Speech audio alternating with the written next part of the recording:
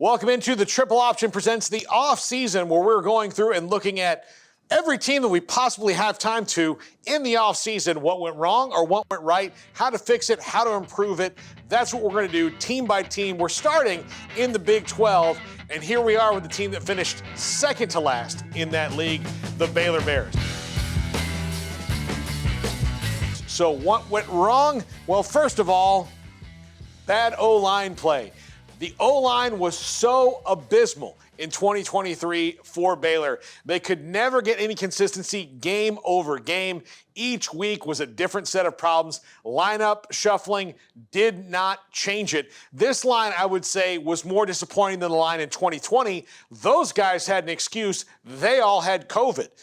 This line just did not work out. The transfers didn't fit. Gavin Byers, wherever he was in the line, was a weak spot. They've got to get better at that position.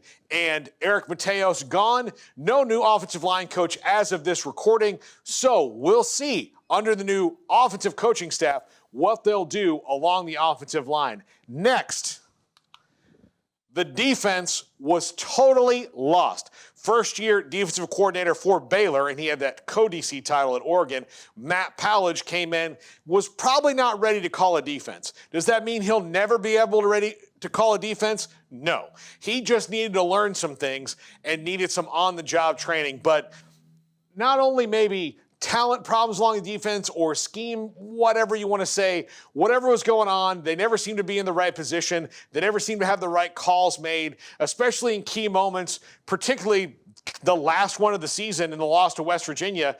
Everybody was out of position. West Virginia completes a touchdown pass on a very rapid last-minute drive to win the game.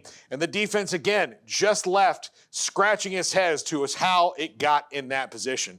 And finally,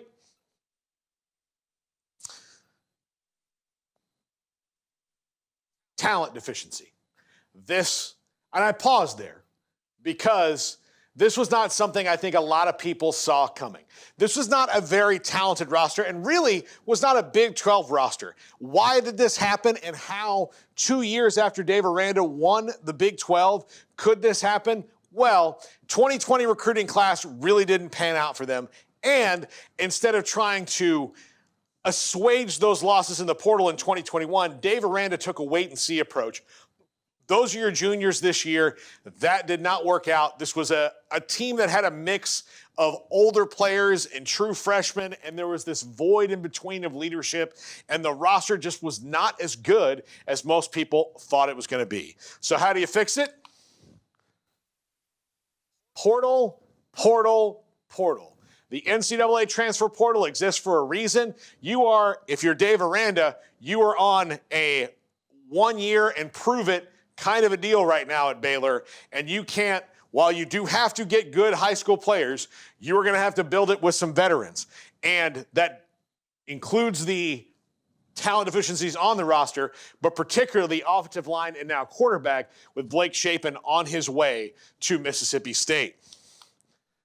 Also, Randa is going to start calling the defense. He was, and I don't need any equivocation in saying this, the best defensive coordinator in all of football when he took the job at Baylor. I don't think anybody is going to debate me too hard on that, and if you are, you're kind of splitting hairs. But coming off the 2019 season with LSU, he was regarded as the best defensive coordinator in the country. That's why Baylor hired him. He is going to come in, not only call the defense, but get Matt Powledge ready for that time when he can call the defense. And finally, staff changes on offense, which they've already made with Jake Spavital and some others. He comes in to coach the offense and the quarterbacks. Still don't have an offensive line coach yet, just hired a running backs coach the other day.